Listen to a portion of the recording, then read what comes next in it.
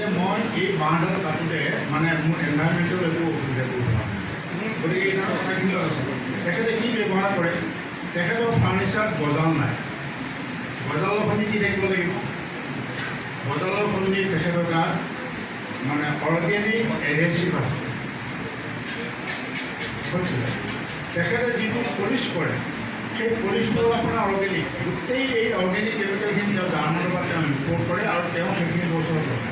এতিয়া আমাৰ মানে আমি যেতিয়া মানে এনেকৈ কথা বতৰা পাতোঁ বা মানুহৰ যেতিয়া ৰেগুলাৰ মানে ইণ্টাৰেকশ্যন কৰোঁ, তেতিয়া আমি কওঁ যে কাৰণ আপুনি বেছি দিনলৈ আপুনি তেনেকৈ থাকিব নোৱাৰে। আজি ধৰক মই বাঁহ বেগ বনাই আছোঁ, মই গজাল ব্যৱহাৰ কৰিছোঁ, তাত মানে যদি কালি মোৰ বাহিৰজনক কয় যে মই তোমাৰ বস্তু যিটো গজাল আছে মোক অৰ্গেনিক লাগিব, তেতিয়াতো মোক হাঁহটো হৈ যাব লাগিব, হাঁহৰে হ'ব আমাৰ। গতিকে এই ধৰণৰ কথাখিনিও তেওঁলোকে একদম চাৰ্টিফিকেট চাই কৰিলে। আৰু তেখেতে আমাৰ অসমৰ একদম নামী সুৰেন্দ্ৰ মোহন শৰ্মা বৰদলৈকে কৈছোঁ, ইণ্ডিয়ান এক্সপ্ৰেছত আগতে কাম কৰিছে। ইণ্ডিয়ান এক্সপ্ৰেছত চাকৰি বাদ দি আহি পেলাই তেখেতে এডভান্টেজ ক্লাব খুলি পেলাই তেজপুৰত আৰম্ভ কৰিছে। তেনেকৈ পুলিচ গুৱাহাটী বুলি আছে, আপোনাৰ যদি বাথৰুম চাফা কৰিব লাগে, আপোনাৰ এই কি কয় প্লাম্বাৰ লাগে, ইলেক্ট্ৰিচিয়ান লাগে, মেচন লাগে, আপোনাৰ তেনেকুৱা নাম্বাৰ আছে। আপুনি কণ্টেক্ট কৰি দিয়ক, আপোনাৰ নেক্সট আধা ঘণ্টাত আহি পেলাই আপোনাৰ ঘৰত পাই যাব।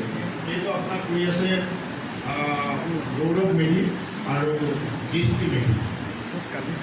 তেখেতসকলে দুটা মুকলি ধুনীয়া আছিলে, দুবছৰ ঢুকাইছে, কিন্তু তেওঁলোকে দুইজনে ল'ৰা ছোৱালীয়ে এতিয়া আমি গুৱাহাটী বুলি উলিয়াই আছে।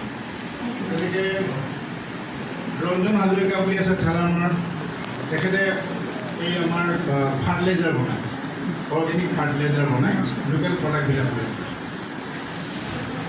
তেনেকৈ সংপ্ৰীত শইকীয়া বুলি আছে যোৰহাটৰ, তেখেতৰ কামটো হ'ল যে আপুনি খবৰ দিলে যে মোৰ ঘৰত দুখন গাড়ী আছে, স্কুটাৰ আছে, মটৰচাইকেল আছে, আপুনি মোক ৱাশ্বিং কৰি দিব লাগে, ধুই দিব লাগে।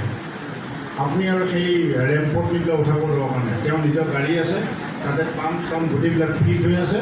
আপোনাৰ তাত মানুহ চাৰিজনৰ সৈতে একদম লগে লগে গ'ল, আপোনাৰ গাড়ী চাফা কৰিলে, মটৰচাইকেল চাফা কৰিলে, আপুনি পইচা দিলে ওলাই গুচি আহিল, আপোনাৰ কামটো কৰি আপুনি নেক্সট ঘৰত পেলাব লাগে।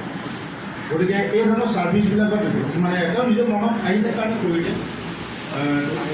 তাৰপিছত হেমন্ত নাথ বুলি কয়, তেওঁ মাছৰুমৰ কাৰণে কৰে। তেওঁতো মাছৰুমটো আগতে আমাৰ এনেকুৱা এটা আছিল যে মই নিজে খেৰ কিনিব লাগিব, খেৰ ৰুব লাগিব, তাৰপিছত উতলাব লাগিব, আকৌ শুকুৱাব লাগিব, বুজিলে। তেওঁ ক'লে যে আপুনি মাছৰুম কৰিবৰ কাৰণে ইচ্ছুক, আপোনাৰ ঠাই আছে নাই? যে আছে, আপুনি মোক কৈ দিয়ক, এদিন মাতি দিলে আপোনাৰ তেওঁ হিচাপ কৰিলে যে আপোনাৰ তাত কিমান চিলিণ্ডাৰ তেওঁ ওলমাব পাৰে। ৰছী ৰছী বান্ধি থৈ আহিলে আৰু পিছদিনাখন আপোনাৰ ব্লক 4000 চিলিণ্ডাৰ লগাই থৈ আহিলে। 4000 চিলিণ্ডাৰ মানে আৰু নেক্সট মাহৰ পৰা আপোনাৰ 4000 কেজি আহিব। 4000 কেজি অহাৰ লগে লগে দিনে 1200 টকাকৈ বা 12000 টকাকৈ আপোনাৰ পকেটলৈ অহা আৰম্ভ কৰিলে। তাৰমানে সেই কামটো এইকাৰণে কৰিলে যে সেই কামটো তেওঁ নিজৰো লাভ আছে যে তেওঁ 4000 চিলিণ্ডাৰ আপোনাক বিক্ৰী কৰি দিলে, তেওঁ ছাৰ্ভিচটো দিলে, আৰু আপুনিও লগে লগে এই যিখিনি তাৰ আগৰ ষ্টেজটো আপুনি বাদ দি পেলাই এইখিনিৰ পৰা আপুনি আৰম্ভ কৰি পেলাই আপুনি নিজে এখন বিজনেছ আপোনাৰ মাৰ্কেট এখনো ক্ৰিয়েট কৰিলে আৰু আপুনি পইচা ইনকাম কৰাৰ সুবিধাটো উলিয়াই ল'ব। তেনেকৈ মুকুল বাৰ্মা বুলি আছে, একেই মই আগতে যেনেকৈ কৈছিলোঁ, এইটো কুইক ফিক্স। মুকুল বাৰ্মাৰ কুইক ফিক্স যদি আপুনি চাই, ইনষ্টেণ্ট প্লাম্বাৰ বুলি পেলাই আছে। তাৰমানে আপোনাৰ প্লাম্বাৰ আমাৰ কাম গুৱাহাটীত ইমান হাহাকাৰ হয়, তেওঁলৈ তেওঁৰ নম্বৰটো দিয়া আছে, হেণ্ডবেক্সত তেওঁৰ নম্বৰটো দিয়াৰ লগে লগে তেওঁৰ লগত গুৱাহাটীত প্ৰায় 2000 প্লাম্বাৰ জড়িত হৈ আছে। দিছ ইজ মানে বিউটি অফ দিছ মানে ষ্টাৰ্টআপ। তেওঁ এপটো বনাই দিছে, সেই এপটোত তেওঁ প্ৰায় 2000মান প্লাম্বাৰ গোটেইবিলাক এনলিষ্ট হৈ আছে, টেলিফোন নম্বৰ আছে। আপুনি তেওঁ টেলিফোন কৰিলে তেওঁ লগে লগে সেইজন মানুহক ক'লে, যিজন প্লাম্বাৰ তেওঁক ক'লে যি ওচৰত আছে, আৰু তেওঁ যদি কামত নাই তেওঁ লগে লগে আহি পেলাই আপোনাৰ ৰিপৰ্ট কৰি পেলাই সেই মানুহ ঘৰলৈ আহি পেলাই আধা ঘণ্টাৰ ভিতৰত আহি পায়। তেনেকৈ ঋতুপৰ্ণ বুঢ়াগোহাঁই, এইটো এটা ইণ্ডাষ্ট্ৰী, নিশান চেৰাউজী বুলি এজন ল'ৰা আছে, তেওঁ ফাৰ্ষ্ট মানে ষ্টাৰ্টআপ ফ্ৰম বায়'টেক। মই মেণ্টৰ আছিলোঁ। এইটো কি কৰে, আমাৰ এইটো বহুত মৰাপাট আছে, মৰাপাটবিলাক আমি গৰমতে আৰু তাৰ ফাইবাৰ আমি লগতে আমাৰ 21 দিন সময় লাগে, আৰু লগতে পানীটোও বেয়া হয়। তেওঁৰ যোগেদি এটা মানে পাউডাৰ এটা মানে তেওঁ বনোৱা এটা হ'ল, যিটো পাউডাৰ আপুনি মৰাপাটখিনি বনোৱাৰ পিছত দি দিয়াৰ পিছতে আপোনাৰ 10 দিনৰ পিছত পানীখিনি গৈ পেলাই ফাইবাৰটো আপুনি ল'ব পাৰে, আৰু লগতে সেই পানীখিনি যিখিনি আছে সেইখিনি পানীখিনি ক্লিন হ'ল, আৰু তাৰ যিটো বায়'মাছ বায়'মেছত কোনো এফেক্ট নহয়। আমাৰ এইটো এৰিয়াত বহুত মানুহে এতিয়াও এই বস্তু আছে, তেওঁলোকে ইণ্ডিপেণ্ডেণ্ট ইণ্ডাষ্ট্ৰী এতিয়া কৰি পেলাই গুৱাহাটীত চলি আছে। মানে এইখিনি কথা কোৱা হৈছে যে মানে আপোনালোকে যদি মানে আইডিয়া জেনেৰেট কৰা বহুত ডাঙৰ কথা। যদি আইডিয়া জেনেৰেট হ'ব, এইটো কৰিছে, ঠিক আছে, একেধৰণৰ কাম মই বেলেগ এটা কৰিব পাৰোঁ নেকি? তেনেকৈ ঋতুপৰ্ণ বুঢ়াগোহাঁই বায়'টেকত তেওঁ কৰিছে, তেওঁ ইঞ্জিনিয়াৰ ল'ৰা, তেখেতে কৰা কামটো কৰি দিব পাৰে, একো দিগদাৰ নাই। তেখেতেও পেটেণ্টিঙত কৰিছে। আমি যে অগৰ তেল যে উলিয়াওঁ, অগৰ তেলটো ওলোৱাৰ আগত অগৰ গছডাল আমি কাটিব লাগে, 1 ইঞ্চি কাটিব লাগে। কাটি পেলাই আমি পানীত তিয়াই ৰাখিব লাগে, মিনিমাম 30 days লাগিব। মানে মই মানে তাক এক্সট্ৰেকশ্যন কৰিব, ডেকত ভৰোৱাৰ আগত তাক 30 days লাগে। এই ল'ৰাটো সি গোটেই প্ৰচেছটো পানীতে তিয়াব, কিন্তু আপোনাৰ 10 দিনত দিব। তাৰমানে you are saving another 20 days। অঁ, তাৰমানে যিটো কাম মই মানে 3 মাহত বা 45 daysত মই এটা বেষ্ট আহিলেহেঁতেন, এতিয়া মোৰ প্ৰথম বেষ্টটো মোৰ 1 মাহত আহিলে, আৰু পিছতো এভৰি 10 days হয়। এভৰি 10 daysতো মই তাৰ বেষ্টটো বঢ়াই পেলাই গৈছিলোঁ। কিমান কম স্বস্তি তালুকাৰ তেওঁ মৌৰ ওপৰত কৰিছে, মনস্মিতা তামুলী তেওঁ এৰী মোজাৰ ওপৰত কৰিছে, এৰী মোজা আৰু ওমেন ইনাৰ লাইনাৰ, আৰু সেইবিলাক গোটেইবিলাক ইউনিফৰ্ম কাৰ্ড দিছে, ইয়াত নাথাকে। তেনেকৈ আপোনাৰ শুভময় ভট্টাচাৰ্যই তেওঁ ফটোগ্ৰাফী কৰিছে।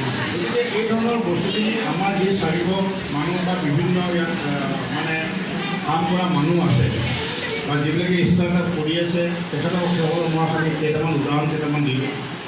এতিয়া আপোনালোকৰ মনত যদি কিবা আইডিয়া আছে, সেইটো আপোনাৰ আইডিয়াটো জেনেৰেট হ'বলৈ দিয়ক, সেইটো মানে মৰহি যাবলৈ নিদিব। কাৰণ এইটোৱে আপোনাৰ হয়তো ভৱিষ্যতে আপোনাৰ কৰ্মসংস্থাপন হ'ব পাৰে, বা ভৱিষ্যতে হয়তো সেইটো আপোনাৰ সেই আইডিয়াটোৱে আপুনি নিজকে হেল্প কৰা নাই, হয়তো বহুজন মানুহক আপুনি হেল্প কৰি দিবলৈ গুচি যাব। যেনেকৈ মই আগতে ওলাব পৰা কথাটো ক'লোঁ, এটা আইডিয়াই গোটেই বিশ্বত লাখ লাখ মানুহক এমপ্লয়মেণ্ট দি তেওঁ নিজেতো চলিয়ে আছে, আৰু তথাপি লাখ লাখ মানুহক তেওঁলোকে মানে দি দিছে। গতিকে আপোনাৰ হয়তো এটা আইডিয়াই সেই কামটো মানে বহুতক সহায় কৰিব পাৰে। এতিয়া যদি সোধে মোক যে মই কেনেকুৱা এটা ষ্টাৰ্টআপ কৰিব পাৰোঁ, কি ধৰণৰ মানে ষ্টাৰ্টআপ আপুনি কৰিব পাৰে, যেনেকৈ ধৰক আপোনাৰ যদি IT ৰিলেটেড আপুনি বহুত কাম কৰিব পাৰে, আৰু মেক্সিমাম ষ্টাৰ্টআপ আমি দেখিছোঁ দৌৰ হোৱাৰ IT related information technology best কৰি পেলাই মেক্সিমাম হৈছে।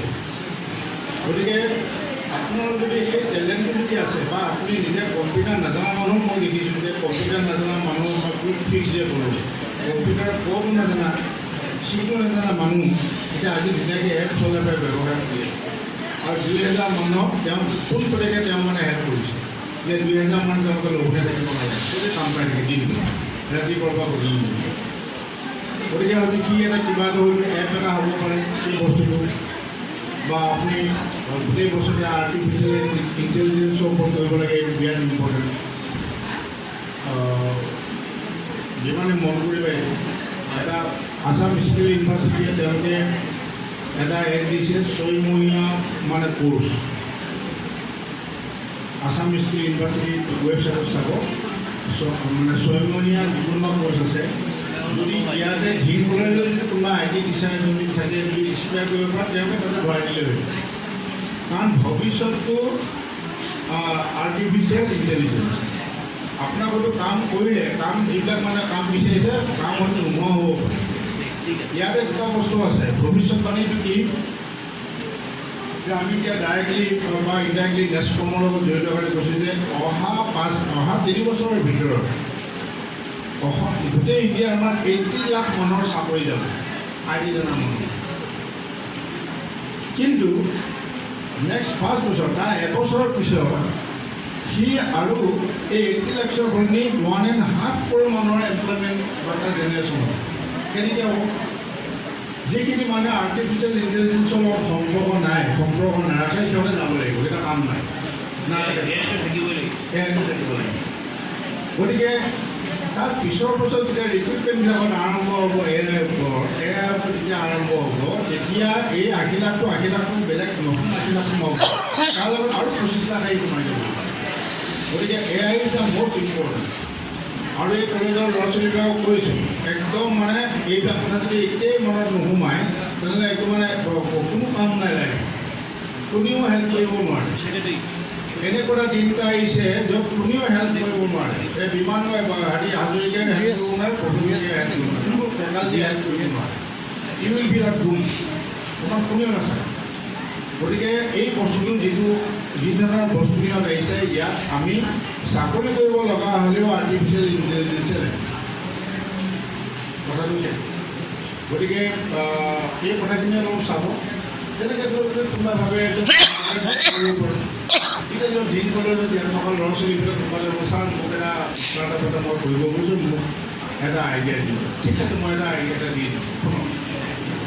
আই ডি বেছ আমি অলাইনৰ কথা চব কৰোঁ।